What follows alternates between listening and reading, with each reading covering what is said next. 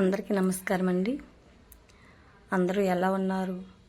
అందరూ బాగుండాలని కృష్ణ భగవాన్ని ఆశీస్సులతో కోరుకుంటున్నాండి.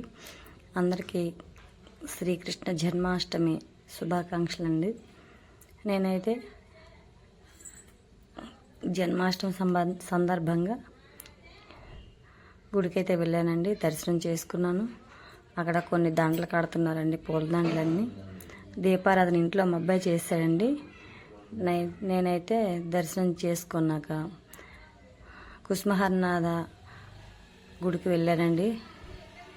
అక్కడ కూడా రాధే కృష్ణ జై, కృష్ణ మురారి జై, జై హరనాథ జై, కుసుమ కుమారి జై అనే ఏకాహం అండి. అక్కడ కూడా ఏకాహంలో కాసేపు పాల్గొన్నానండి. పాల్గొన్నాక అక్కడ కూడా భోజనాలు పెట్టారండి.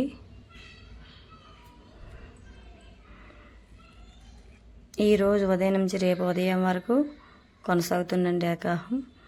భోజనాల్లో అయితే కూర్చున్నామండి అందరం. అక్కడ కూడా నామం చెప్పిచ్చారండి.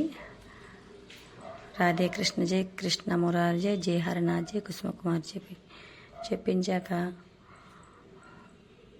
వడ్డనైతే స్టార్ట్ చేశారండి. సేమియా పాయసం, అలాగే అరటికాయ బజ్జీ, శనగపప్పు కూర, కొబ్బరి మామిడికాయ పచ్చడి, బిర్యానీ, గుత్తి వంకాయ కూర, రైస్, సాంబారు, బూందీ పెరుగు పచ్చడి అండి పోసారు. వంటలు అయితే చాలా అద్భుతంగా ఉన్నాయండి. చాలా టేస్ట్గా కూడా ఉన్నాయి స్వామి మహిమ వల్ల. అక్కడ కూడా రాధాకృష్ణుల ఆలయం ఉందండి. దాన్ని కూడా దర్శనం చేసుకున్నాక